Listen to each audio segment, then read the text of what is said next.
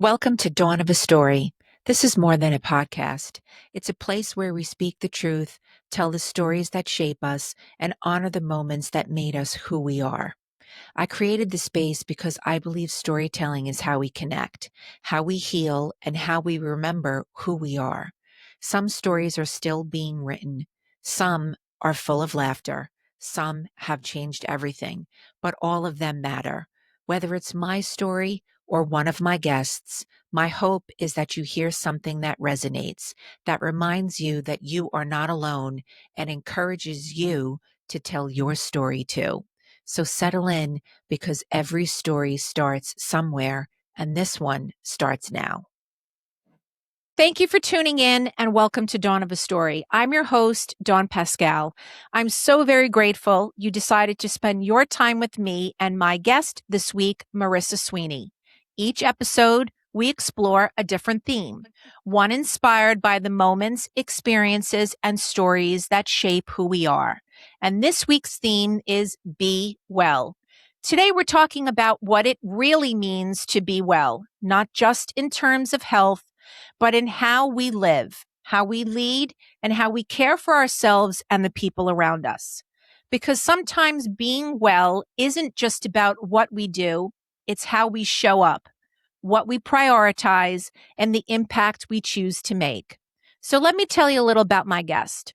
Dr. Marissa Sweeney is a doctor of clinical nutrition, registered dietitian, and New Jersey Assemblywoman-elect, representing the 25th Legislative District. She is the founder of Be Well Integrative Health Services, a wellness center based in Morristown, New Jersey, and the founder of New Jersey Veg Fest, one of the largest plant-based food festivals in the country.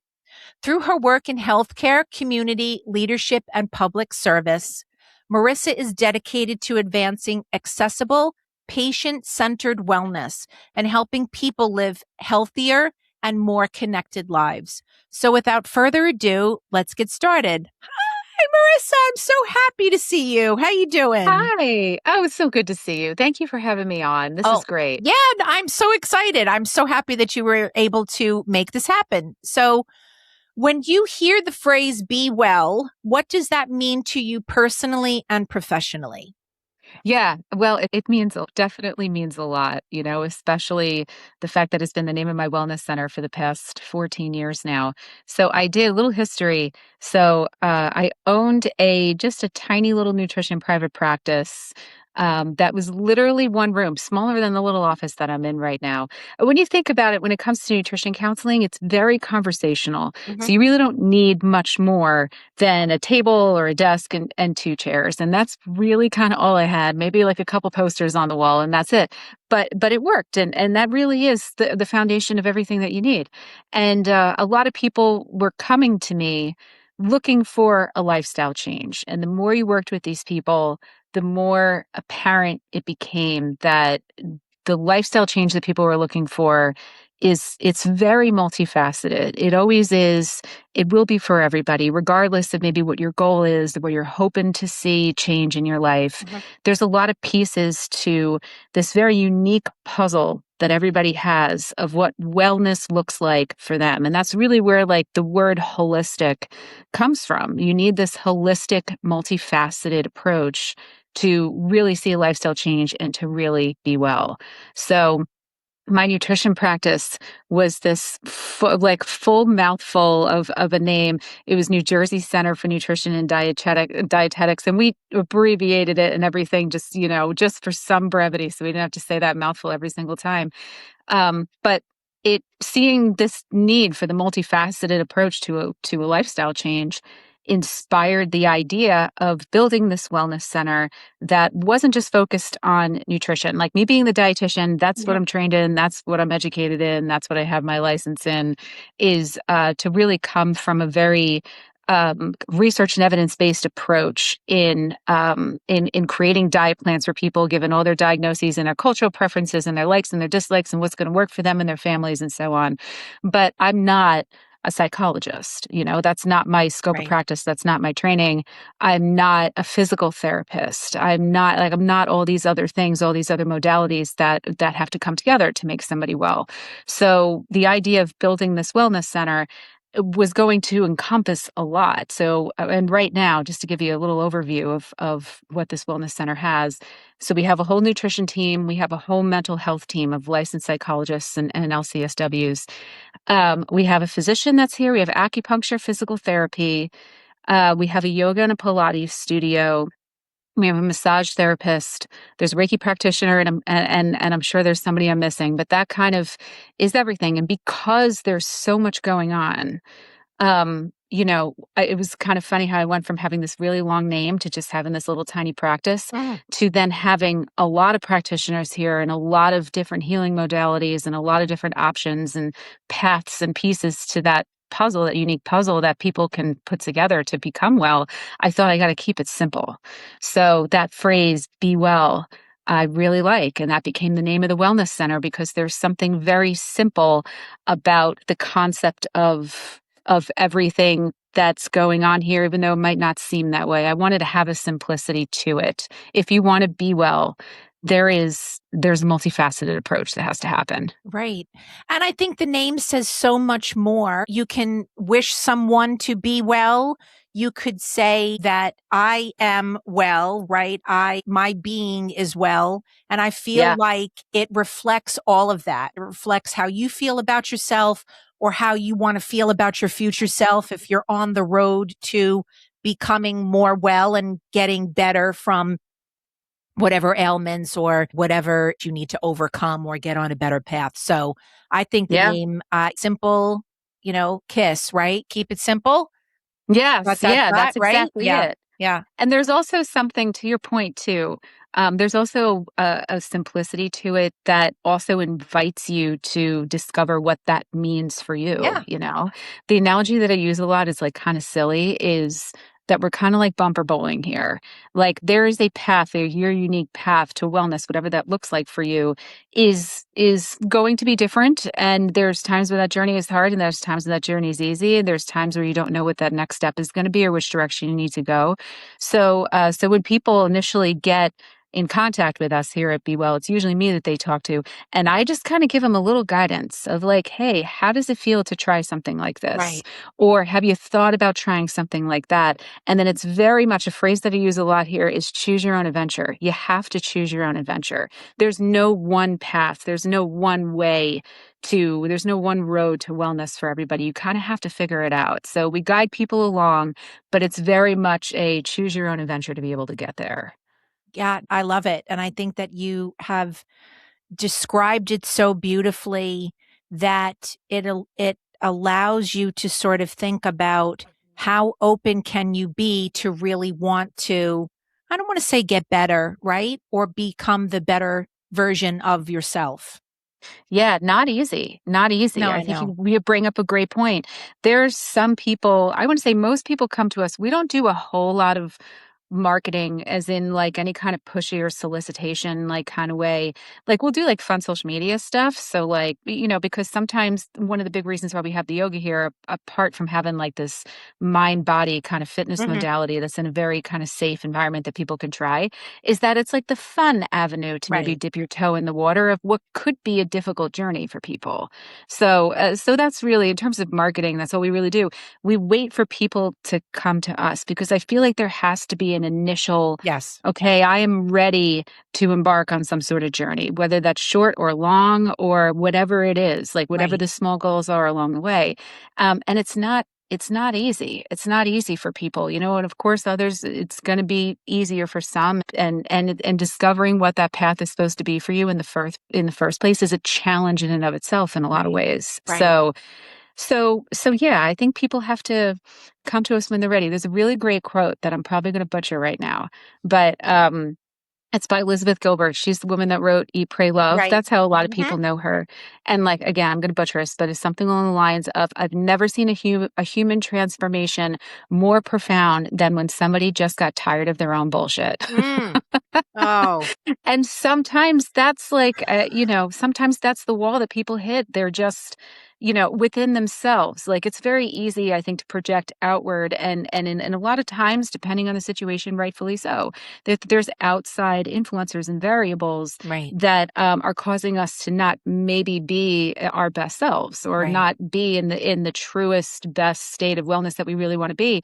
But it also very much comes from internal as well. Well, people look at themselves in the mirror one day and they're like, I have to change this, Right. So it comes from both of those, I think, kind of perspectives, people that find us, but it's very much choosing to embark on that journey and taking on that challenge to begin with. That's not easy. No, it's not.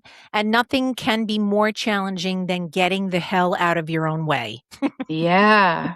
Yes. Yeah, that's beautifully put. It's really true. And that's a hard thing to do. Yeah, it is. That's a hard thing to do. One of the psychologists here told me about, and this is like maybe an example of what you said, told me about this thing called object avoidance, where you are in, I see it a lot when people come in to see me for nutrition counseling. Like you are at point A and you see point B and that's where you want to be, right? Mhm. So maybe people make an appointment with me and like I'm just applying this in a dietary kind of way to give you an example. They'll tell me what their goal is to get to point B. We'll make a meal plan for them. I get their stamp of approval, the entire way because I want to make sure they're Mhm. happy and they're comfortable with it. And then they start towards that point B and they get moving and then somehow they just kind of veer off a little bit, or a lot of it, and then they kind of lose the path Right. entirely. And and it's like, well, what really happened here, And it's like it's literally called object avoidance. Like people just kind of veer themselves off purposefully Yeah. because there's feelings of like it's kind of scary sometimes. And maybe you weren't quite ready for what feelings come up and things that you have to deal with, and getting out of your own way is not so easy. It's really not so easy. And I think that's part of the journey.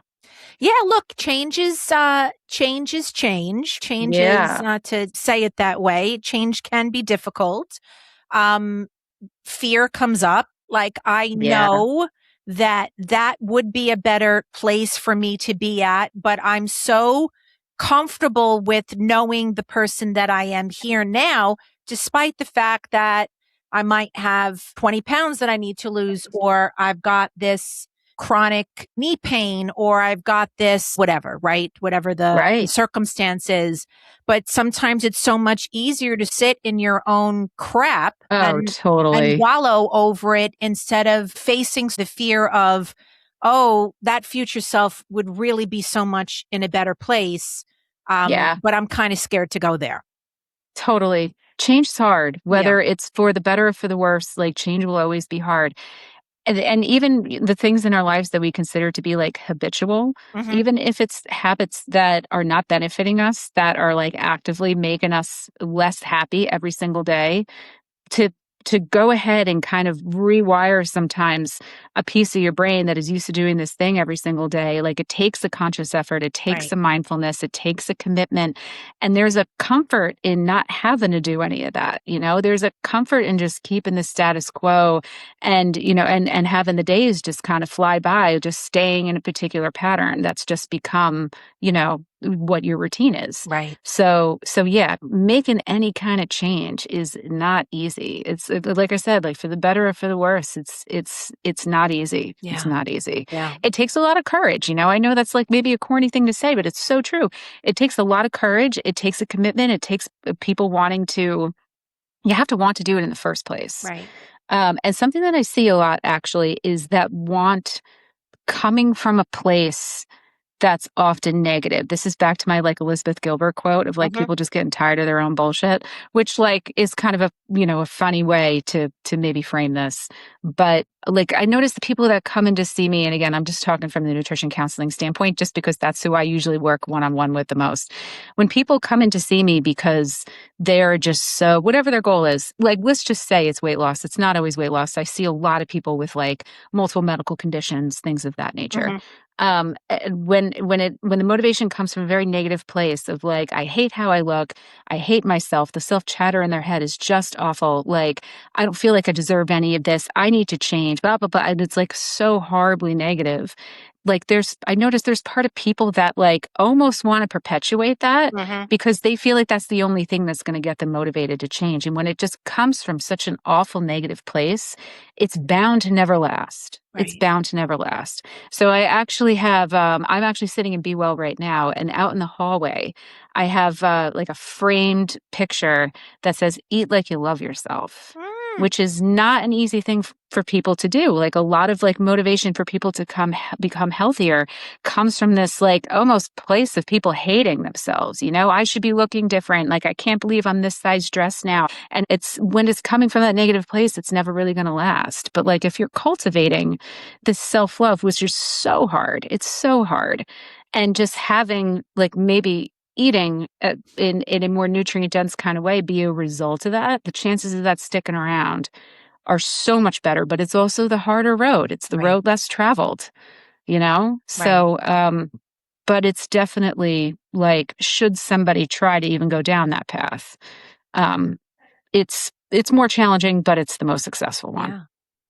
Yeah. Yeah. Okay, my brain's racing because there's so many things that I want to touch on and talk to you about. Maybe I should start it this way. When I think of Marissa, I think intersection of a gazillion things, but yet they all relate to each other, right? So you've got healthcare, you've got Veg Fest business, Yeah. and you've got public service. So Yeah. how can you start to describe, like, how did your path evolve to start to intersect all of this type of work?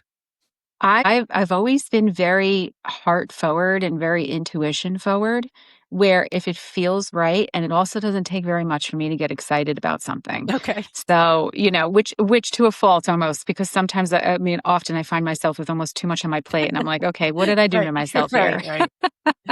But I've always been very heart forward. I've always been very intuition forward.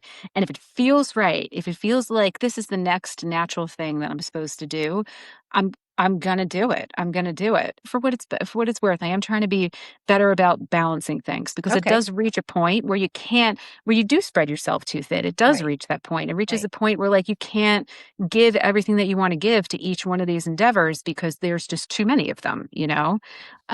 But so learning that balance, I think, will always, always, always be a struggle for me. I will always struggle with that because, again, I'm trying to reel in that excitement, and not commit myself to everything under the sun. But I started with Be Well, and VegFest is honestly like something I really kind of stumbled upon. I've been vegan now for like a little. I'm going to guess a little over 15 years. It's been Yeah. a good while now. I kind of don't know exactly, but it's something along those lines.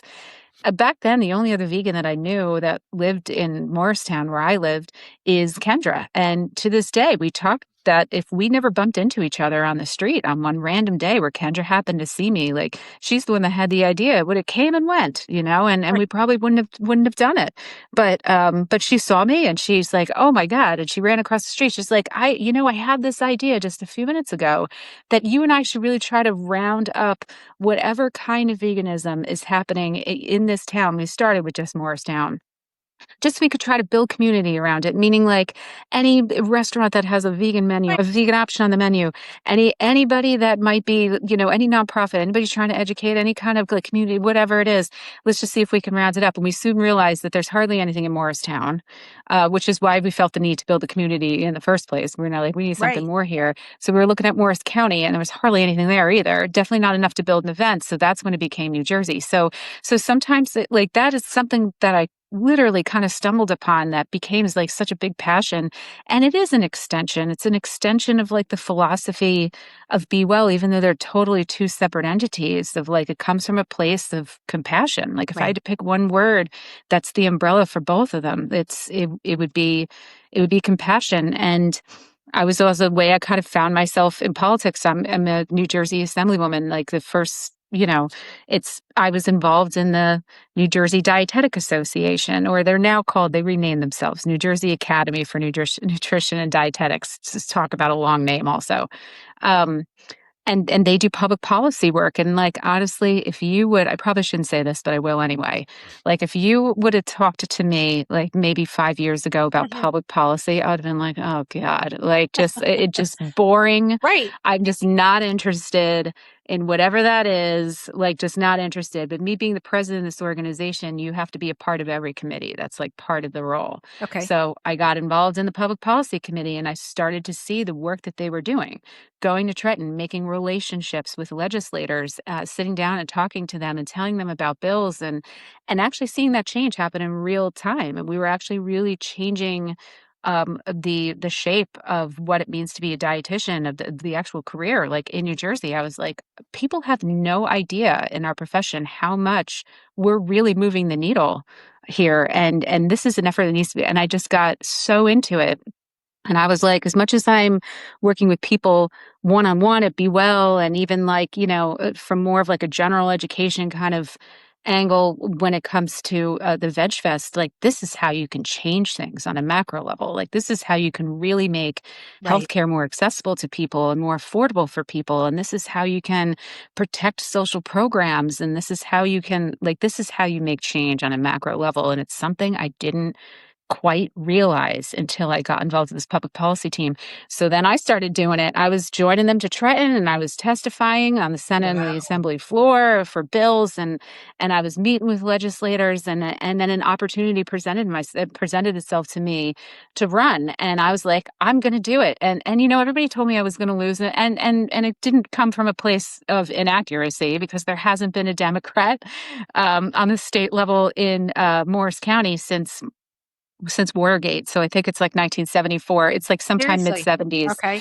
So a lot of people are just like, you're going to lose, but everybody loses their first election. So don't worry about it. You'll be richer for the experience. If you decide you ever want to run for something later, your name will be out there. So I could have made my peace with losing and, of course, wanting to win though. And I was like, let me give this a try. Hmm. And I won.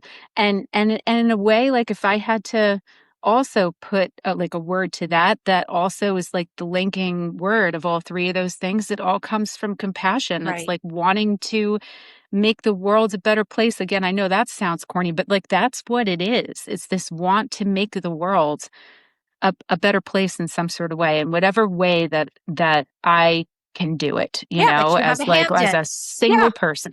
Right. So Absolutely. that's kind of how I, long story short, or maybe that wasn't so short, of No, how I please. found myself. But this is what this platform and the conversation is about, right? Please Yeah. don't let it be short. Let it be long. Just go there. Go there and Well, share. that's really it. Like it's just kind of following my heart and what felt like the next step and there's I like I'm big on quotes if maybe you haven't noticed. There's a play called Into the Woods that I really love and there's a quote that's opportunity is not a lengthy visitor, and that's always something that's kind of like been in my head. If an opportunity presents itself, kind of like what it did with running for office, Right. that was like it wasn't just, oh, we have this open position. It was a really unique opportunity with support that I thought that I would never really see again. And I was like, opportunity is not a lengthy visitor. Give it a try. Like the worst that could happen is that I lose. And I have two businesses that I absolutely love and give me a lot of fulfillment. So if I lose, then I'll just give more time to my businesses, and which is what they both want anyway. Right. And and it'll be fine. My life will move on.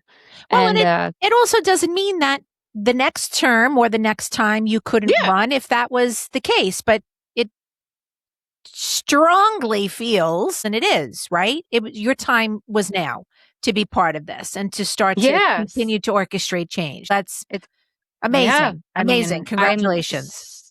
thanks. I appreciate that so much. I'm so unbelievably grateful to be here. It's still kind of surreal. I've been in office for a little over 4 months now. So, and the whole, my life has changed so much Yeah. over the past 4 months. Well, I technically got voted in November and then sworn in January. So I really took office in January. So yeah, it's been about like five-ish months, Yeah. maybe. It's been incredible. It's like I did not expect to love it as much as I have been. So no Good. complaints. I'm very Yay. happy to be here. When did all of this become more than a profession? See, to me, all of this, you said jump on the opportunities when they present themselves. You're guided by intuition. So Yeah. when did, or maybe it's always been, it doesn't really sound like a profession to me. It sounds like more of a mission or a calling. Yeah. Yeah, I think that's a good way to put it. I think it's always been a mission. I think it's always been a passion. I think if I were just like focused on, okay, I should really get a job that's going to be like the most viable, set me up for the most comfortable life possible, I definitely wouldn't have picked a dietitian. And I don't mean to, the reason why I started laughing is because I'm not trying to knock on the career in like any kind of way, but like there are much more lucrative jobs out there. Absolutely. And definitely expanding into a wellness center has, helped have it Mhm. become a whole lot more viable and everything. But it's been a passion since the very beginning, and that's also another thing too. Like I really live in this perpetual state of gratitude because like I'm unbelievably grateful that I get to like live every single day something that I'm passionate about, like something that I created. Like every piece of my career and the businesses that I own are things that I've put together and allowed myself to have, and that's like I think a very unique thing that I do not take for granted in the least bit. So, yeah, it's been a passion from the get-go. Yeah, I love it. And for our viewers and listeners, usually I say this at the beginning. Marissa and I met through New Jersey Veg Fest. Yeah. And I don't know if we can hear Charlotte barking, but she decided that she was going to join in the conversation right now. So thanks, Charlotte. Ah, Um, so we met at Veg Fest, and I had the opportunity of meeting so many more like-minded community building artists and creatives that were bringing delicious food out there to folks, whether it was baked goods or savory stuff. And your events were insane in a good way. Like they were so fun.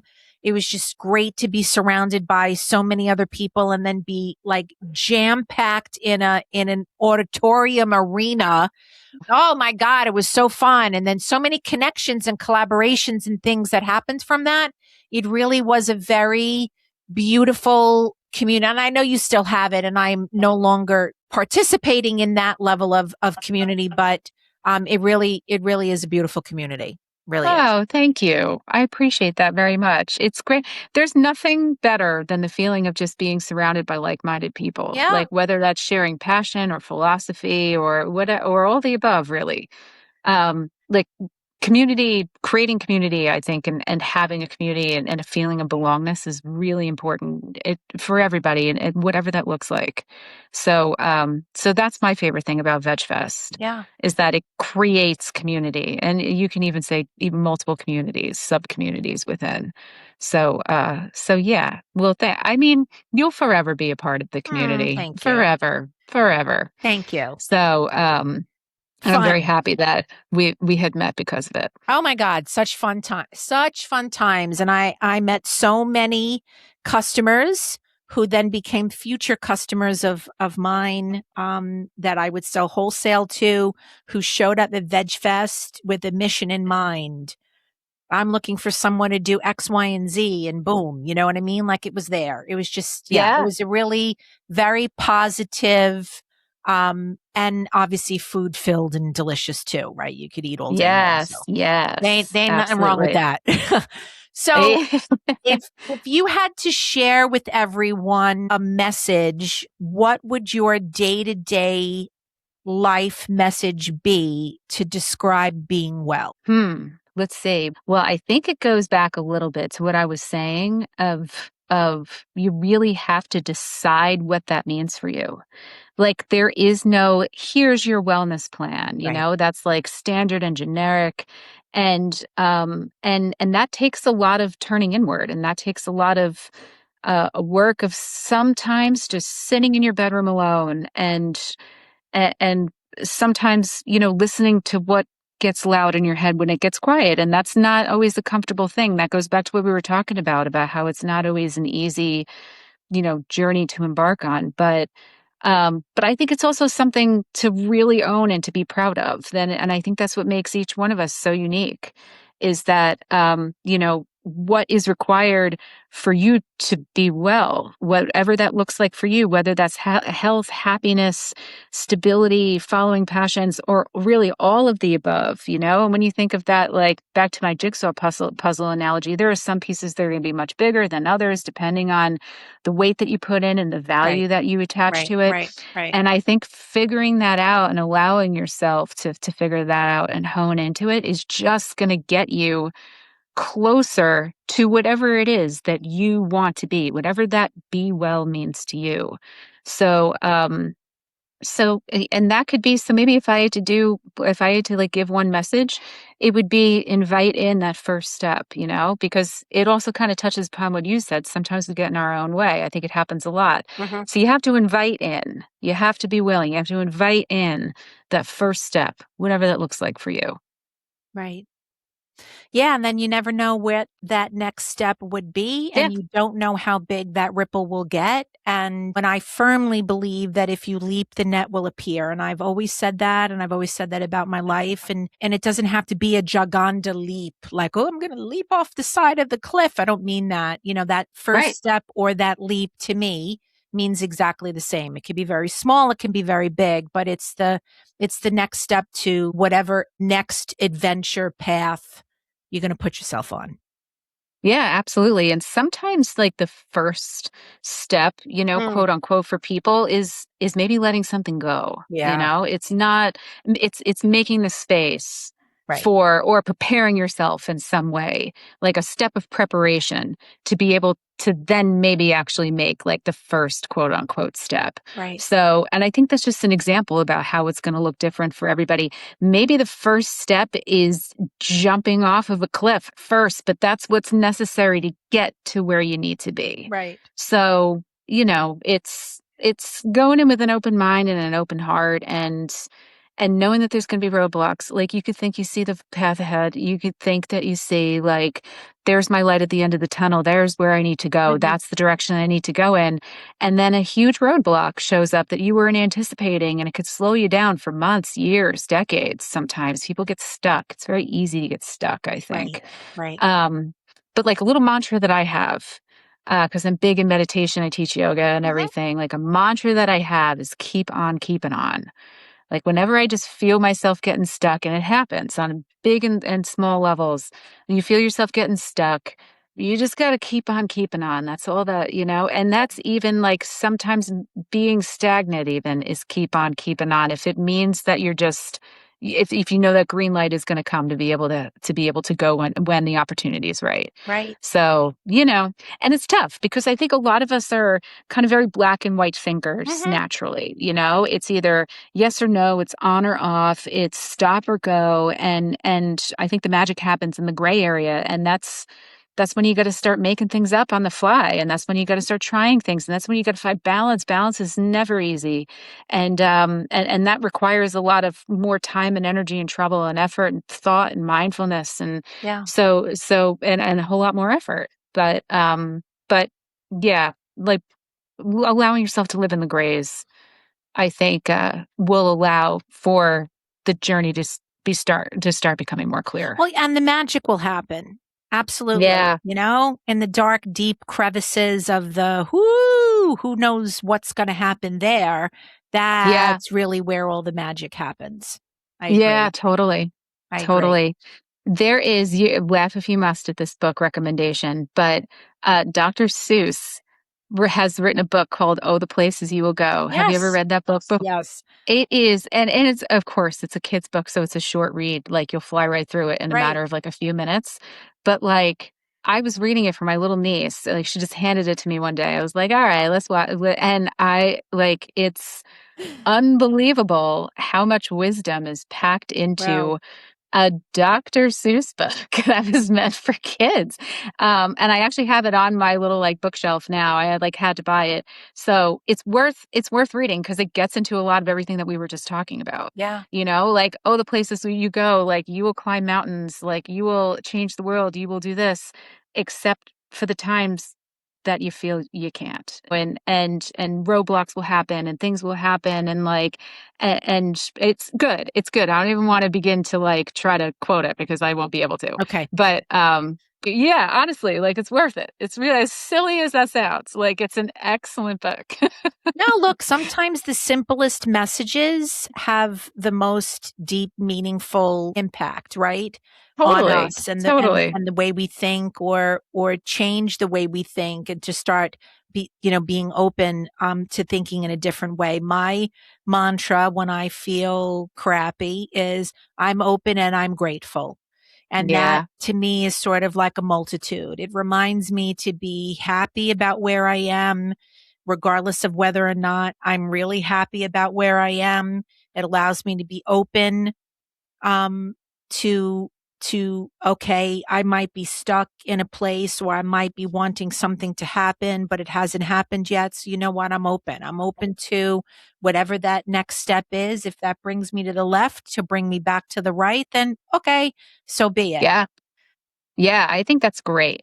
I think that's really great. I love that. I love Thank that you. one. Thank you. Yeah. Okay, so Marissa, before we go, I ask every guest the same question because I believe the stories we leave behind say so much about how we show up in the world. So tell me, what is one story, big or small, you hope people remember you for?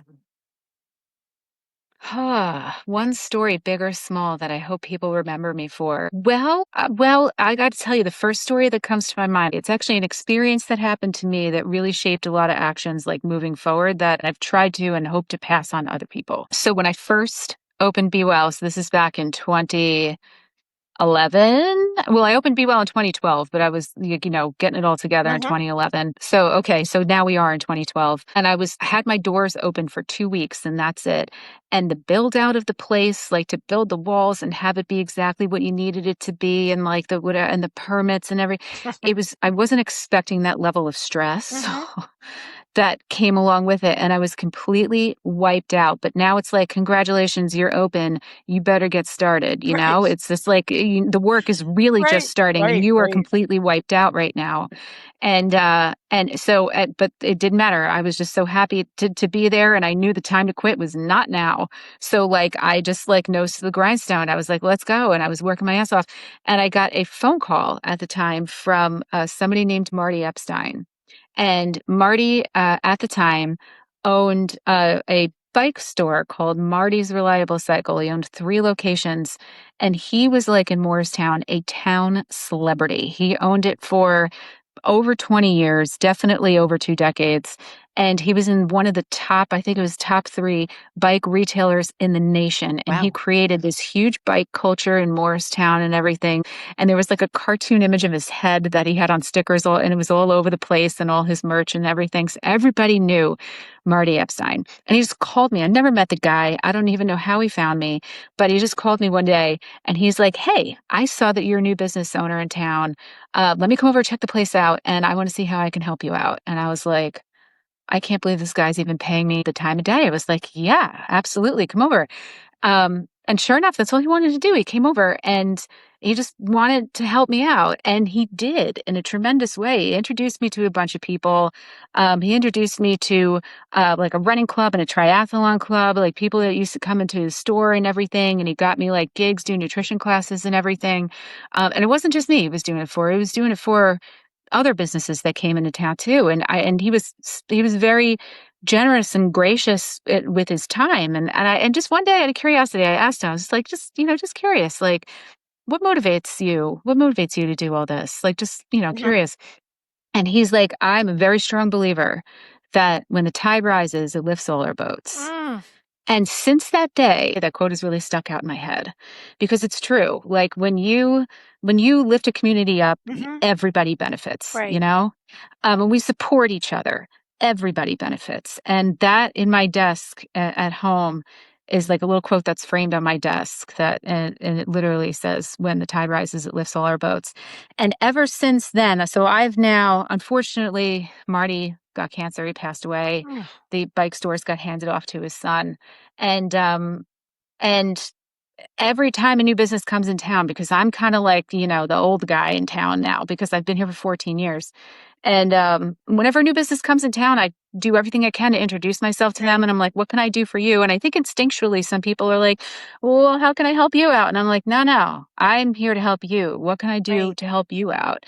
And I find myself saying that phrase a lot. Listen, when the tide rises, it lifts all our boats. That's what I try to really pass on to people. Like, I have such a heart and an appreciation for small business owners. There is a blood, sweat, and tears that goes into being a business owner that you don't truly understand unless you have experienced it yourself. Yeah. You've been a business owner Right. yourself. That sentiment is something that I try to pass on to every other business owner that I meet. Yeah. When the tide rises, it lifts all our boats. If there's anything that I could do to help you, because it's the same kind of philosophy of like when you have abundance in your life, you make your table bigger and you Mhm. invite people to it. Right. So I don't need to be remembered by that, I suppose, because I'm not necessarily doing it for any kind of like clout or anything like that. Right. But if somebody looks back at me one day and thinks, oh well, Marissa helped me get started, like that's a great reason for somebody to remember me. So I think that. I love it. Okay. So for me, what that just did was put the cherry on top of the sundae because that lesson, and I don't mean to put that much strength behind that word, but that lesson that Marty showed you was something now that you carried with you through everything else that you do, right? That shows up Yeah, in your Be Well. That showed up in Veg Fest. Hello. What better way yeah, to have a rising tide than to yeah, create a community of, hello, people who are trying to get compassionate food out there in whatever yeah, capacity, savory, sweet, etc. And then now from a legislative perspective. So, yeah, girl, I yeah. love it. I really do. Thanks. I love it. I just feel like that's like you need to get a t-shirt. Yeah, yeah. I love it. Like it's literally, if I were sitting at home, I would show you my little framed. It like literally sits on my desk. When the tide rises, it lifts all our boats.